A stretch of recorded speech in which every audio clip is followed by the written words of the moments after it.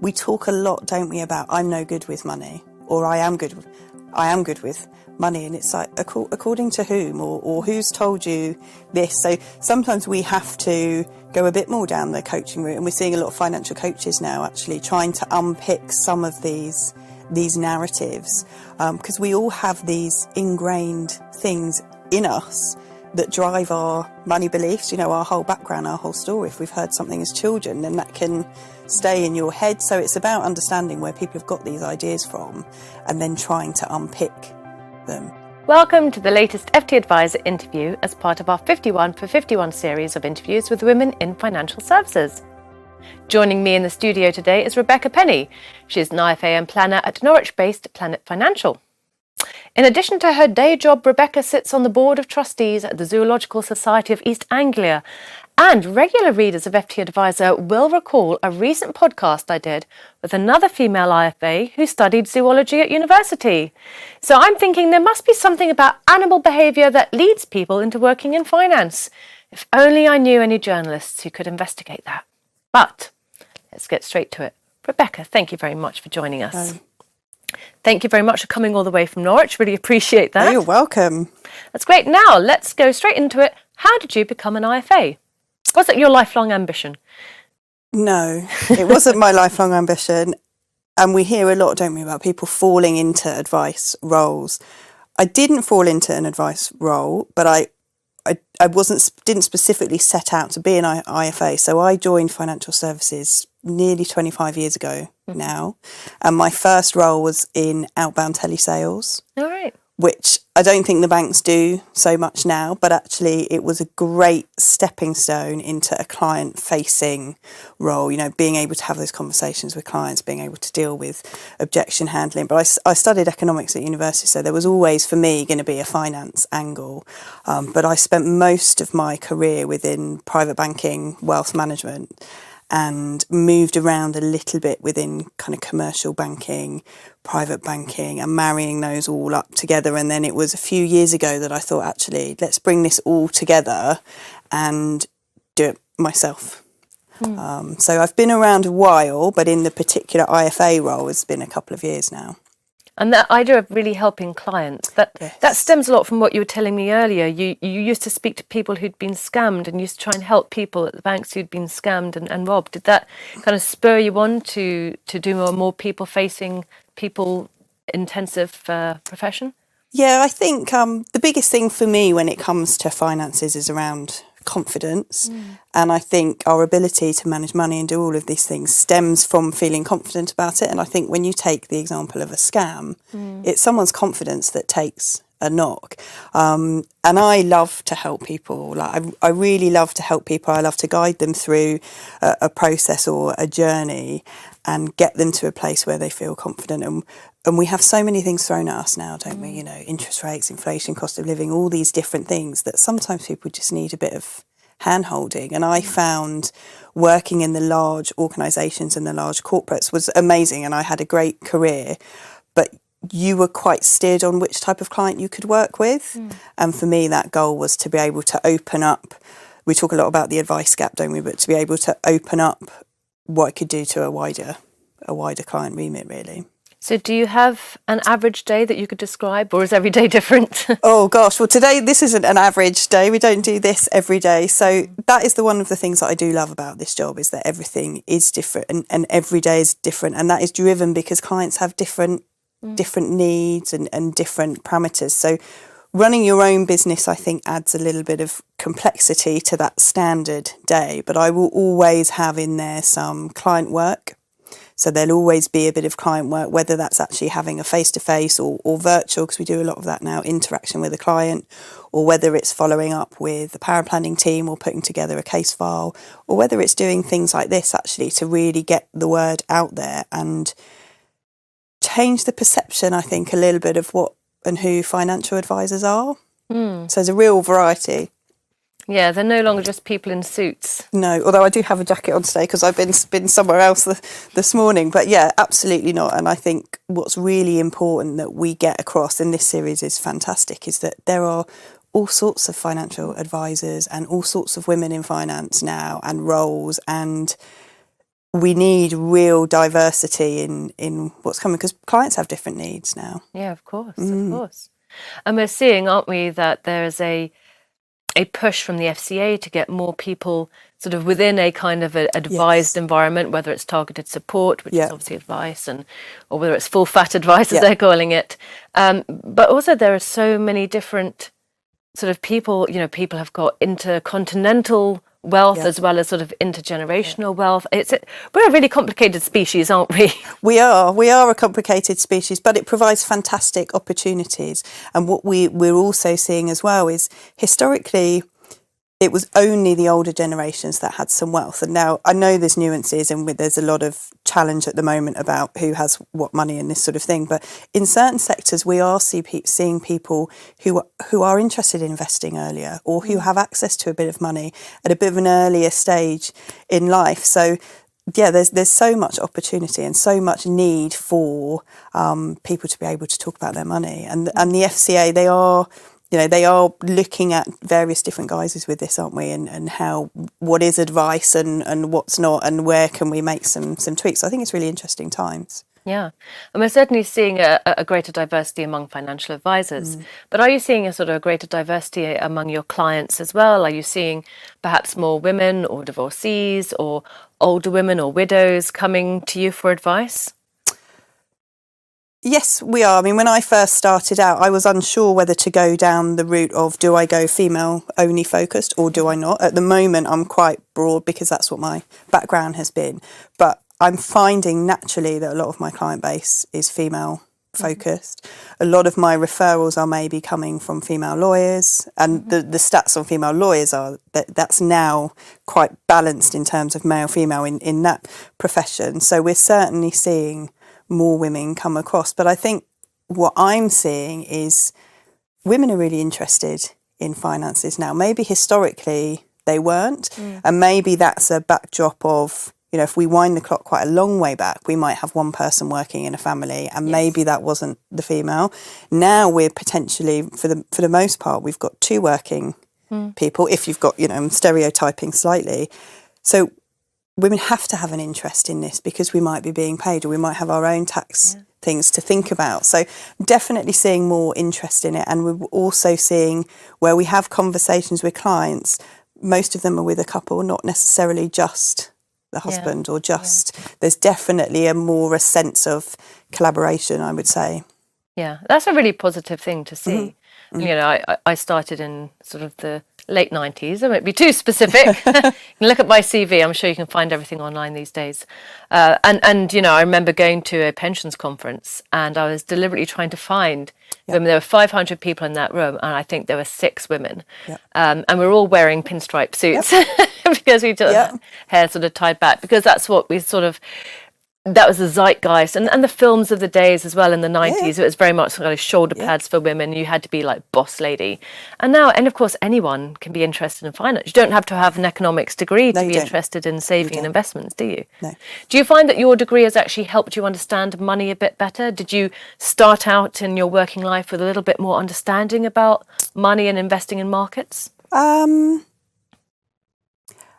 I hesitate, because I didn't do as well in my economics degree as I would have liked to have done. And I think we can all be quite hard on ourselves, can't we? And, we have these niggles that stay in our heads. So the role that because I was already working in the bank at the time, I was able to navigate my way through without my degree being of a concern. And I think it's really important to highlight that is not the only route into financial services. What I do now today, you could do without a degree. There's lots of different roles, but I've always had a keen interest in the numbers, and I come from a family business background, so I've always worked and seen people running their own businesses, and the opportunity has that. And I think there probably is an underlying level of privilege with that, because I've seen what can be done and what you can achieve with it. But yeah, I mean, look, there's that old phrase, isn't it? Money makes the world go round. Does money make the world go round? No, but having an awareness of how it works, and having an awareness of how things interact, and the implications of economics and things like that, obviously gives you a heads up. Yeah, sure. I mean, you talk about the privilege of having worked in a lived in the family and been brought up where, in a situation where spreadsheets weren't scary. Yeah. You could work your way around Excel. But I think that money is still quite scary for lots of people. I was reading a press release just today that said 39% of UK adults feel really nervous about their finances and really nervous about discussing money. Yeah. I mean, that's a huge proportion of adults who just do not feel confident even about having a conversation about money.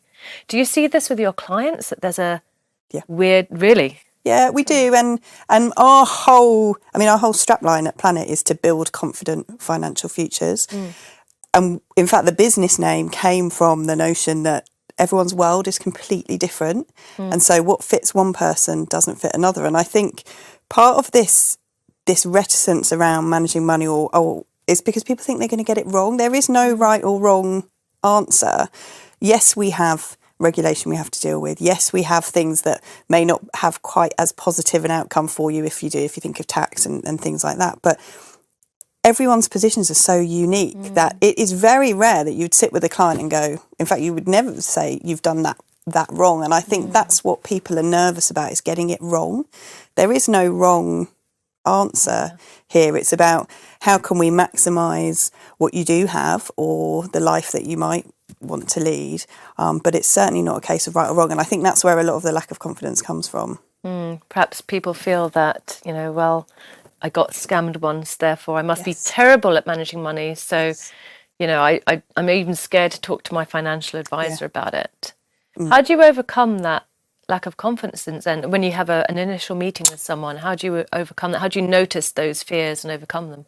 Well, I think once you pick up on them and you can't, experience allows you to pick up on these sorts of things. I think it's about trying to establish where they've come from.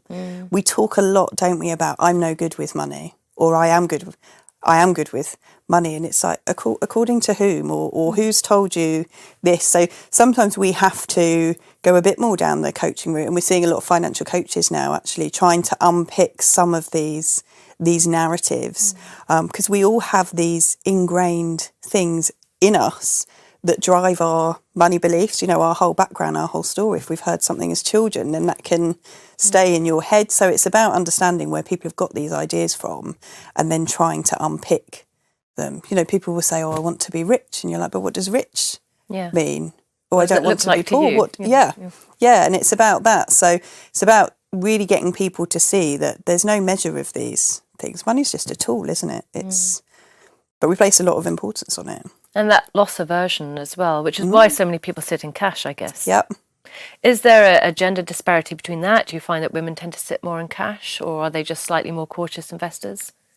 I think women don't maybe realise that they're already investors. Yeah. You think, 90% of working people in this country who have a workplace pension are already investing.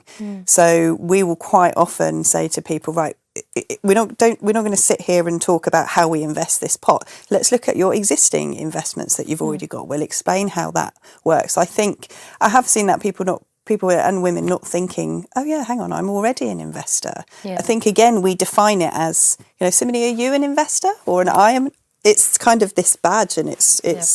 But we do see lots of people sitting in cash, and I think it's partly the way we characterise risk. There's a huge risk to sitting in cash, but at the same time, you also need some of it. And there's lots of social media and lots of noise out there, but getting people to really understand that for the most part, certain working people are already doing it. It seems ingrained in the British psyche. Two things that I've sort of seen that happen time and time again, and that always affect us when we're thinking about writing stories, is that everyone seems to still think an Englishman's home is his castle. Yep. So property, and people still say, my property is my pension. People still say to me, my property is my pension. And you think, okay, I'm not even going to start unpicking that. I'll leave that to an IFA for that. And then they think cash is safe, cash is king. So, you've got the king in his castle. Therefore, these are so deeply ingrained. I mean, where do we even start unpicking that? School? Yeah, it's very difficult. I mean, we do a lot of financial education in schools. We fund some of that into schools because, we do. I think as the generations change. We have to stop. We have to change some of that narrative. We're a post-war country. It was a while ago, but we are a post-war country. A lot of our attitudes towards money stem from that. If you look, so my parents' generation and the generation above that, it was food, water, shelter. As long as you had that, we don't spend any money on anything else. So we've been brought up in quite a scarcity environment. We don't take any risks. We don't do this. It could all go catastrophically wrong. So yeah, there's a lot of unpicking to do, and there's a lot of unwinding, and it's a huge job, really. Have you gone to schools yourself? I have gone into schools myself. So I've gone into schools to talk about my career. So I've done that with sort of sixth formers. I've also done that with kind of 7-8-year-olds, which is really interesting because, the questions they ask you, do you earn lots of money or do you this? So it's interesting because they've already got their ideas and connotations about what money means. So I do that, but we also work with the Money Charity to put financial education into schools in Norfolk as well. But I think we have to recognise that our parents' views of money and our views, and even my daughter's views of money, won't be the same as mine. They're all different, and that's okay. Is your daughter scared of spreadsheets? She's not scared of spreadsheets, but she's 9 next month, and she already asked me questions about money. One of the questions she asked me about money was, Mummy, are all rich people mean? Oh. Which, given what I do for a living, kind of stopped me in my tracks. And so I said to her, Mummy, can you explain a little bit more about where you've got that from? And about 2 months before that, we'd been to watch 101 Dalmatians at the theatre.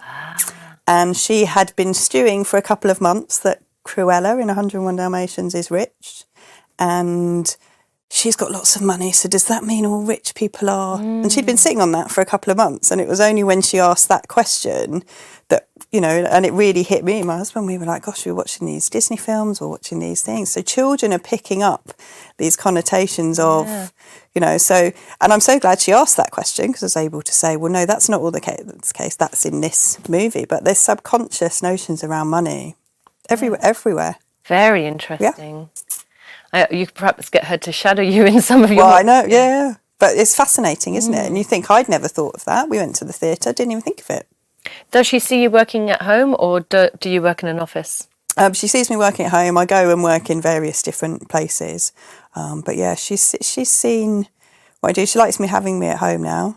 Although she thinks I work more now I'm at home than I'm in the office. But I think it's just because you're more visible. But I think that's a really good thing. You talk about sort of being visible. That's really important for children to see and mirror us. So they see us working hard. They see us talking about money. They see us normalising conversations about money. Obviously, you wouldn't have her in a private conversation with a client, but they see us normalising those discussions. I think that's really, really helpful because even if they're not getting it at school, then they're picking it up at home. Do you think your clients do enough normalising of conversations with their children?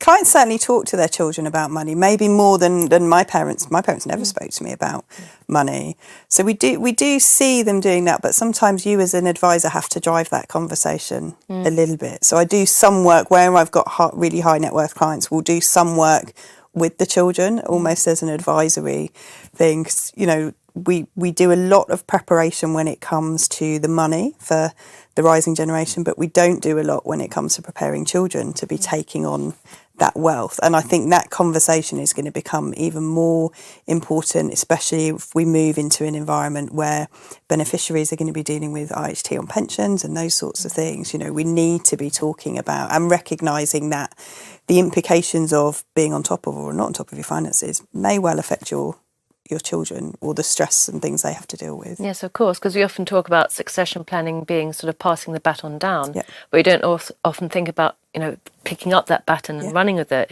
How do we sort of get the next generation and, successive ones thinking about how do we manage our inherited wealth? It's big. It's a big one. There was a statistic, wasn't there, from the FCA that said a lot of second generation inheritors do not go with their parents' financial advisor. Is that a concern? I think it depends on the structure of your business. I've certainly got a few cases where clients have inherited money and it was being looked after by an advisor and they've sought alternative things. But I think this doesn't necessarily come down to, was the previous advisor good enough, not good enough? I think it comes down to people wanting to find real connection with someone that they can trust with their funds.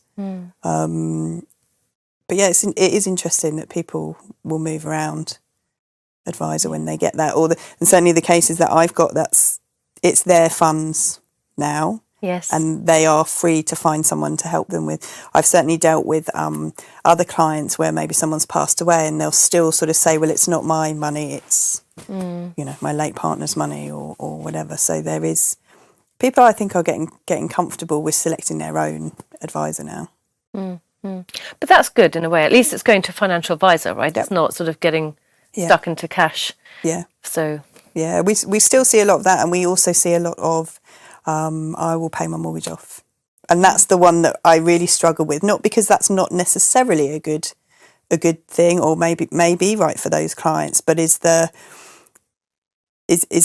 once that has gone into a house, it's gone. So quite often we'll see people, I've had an inheritance, I paid my mortgage off, but now I feel like I don't have anything to show for it. Yeah. Or I thought life would be so much easier once I had the inheritance, bar the emotional bits, but I thought life would be so much easier, and you have to sort of explain, well, maybe if we'd sought some advice earlier or this and that. But people are receptive to talking to people. I think the influx of social media and the financial content creators, whether we love them or don't love them, they are bringing the conversation of money to the next generation to the forefront, really.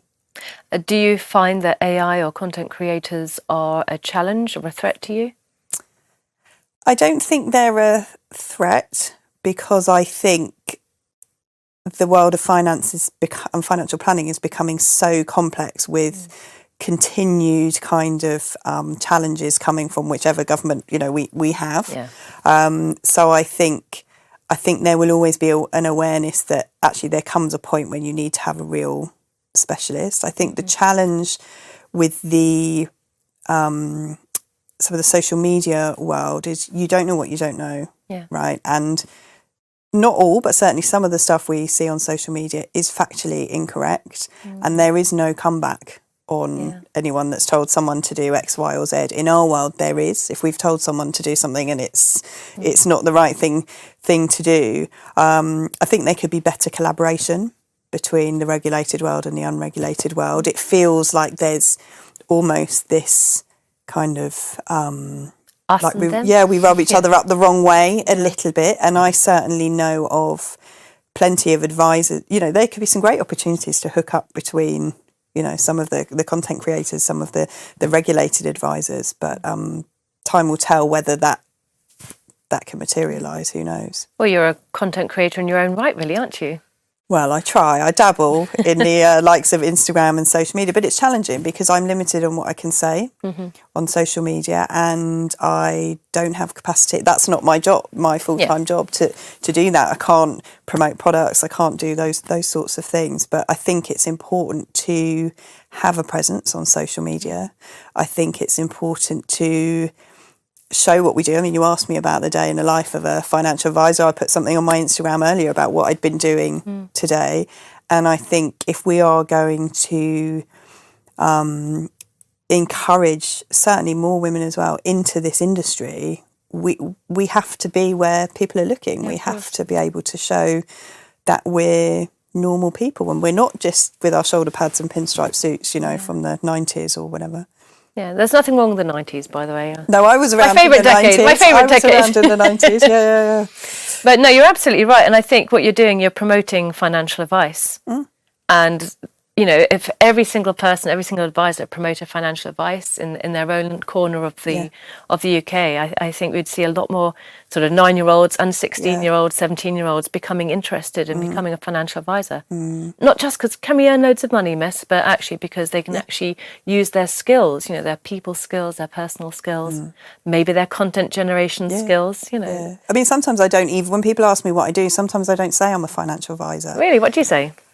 I say I work with people and their finances to help them have a better life, or to build confidence with what they're doing, or to help them grow their business, or to look at risk, or all sorts of things like that. It depends. Sometimes I'll say I'm a financial advisor, but I think for those of us not in the industry, we have in the UK, if you say to someone I'm a financial advisor, people have decided what you do, but they don't really know what you do. And they've decided that, well, are you just going to sell me some insurance, or we've got the kind of, I don't know if I'm allowed to say it, the man from the Prue image from years gone by of, we'll come in, we'll give you some insurance, we'll go. And that's so far removed from what we do now, but people don't know that that's the case. So I'm proud to be a financial advisor, but I think sometimes we need to explain to people what we do before putting that name on the top of it, because that sometimes makes people kind of hesitate a bit. Of course, and then they see sort of things after our names like LIBF or CMAP or whatever, and then you just see all these acronyms. That can kind of be a bit off-putting and think, oh my goodness, this person's so intelligent, they've got all these letters after their names, they're not going to want to deal with someone like me. And I think there's all sorts of qualifications in our industry, isn't there? And we get quite het up on, have you got this one, or have you got that one, or are you this grade, or who's your awarding body? Actually, it's about whether you've got the skills and the know-how to deliver the right outcome for the client. That's what we're here for, isn't it? Good client outcomes. But yeah, I mean, I have all my letters on LinkedIn, for example, because I feel like that's the platform where, do we need to? Maybe that's not the right word, but they're on LinkedIn. Are they plastered all over Instagram? No. But people will see your LinkedIn entry when they go and do a Google search on you. Yes. That's what I did. That's how I knew about your zoology. The zoo. But that is an absolutely classic example of how widespread and fascinating careers in advice can be, or finance in general. We talk about advice. There's lots of roles within our industry and profession that you don't have to sit in that narrow niche of I advise specifically, but that's fascinating, absolutely fascinating, that role. And in fact, probably, some of the conversations you hear about what goes on at the zoo and the challenges of, what's it they say, you should never work with children and animals, and we do both. We do both at the zoo, but it's I feel privileged to be able to do what I do with my own firm, but to be able to give back in that way. And to bring your particular skills and experience and expertise into a role that people might think has got nothing at all to do with finance. Yeah, absolutely. Everything at the zoo revolves around money. Animals need to be fed, we need to buy food, we need to do things. And in fact, we had a very tough time in COVID because we couldn't furlough, because animals still need feeding. And you can't, if you're a trained lion keeper, no one's volunteering to do that job if you've been furloughed. There's a lot of nuances, but it's really interesting. It keeps my head in a very big multi-million pound kind of business as well. Well, that's fantastic. And I hope that you keep your head in your business at Planit for a very long time. So do I. Thank you very much, Rebecca, for coming in to talk to us. You're welcome. And thank you for watching. Until next time, take care.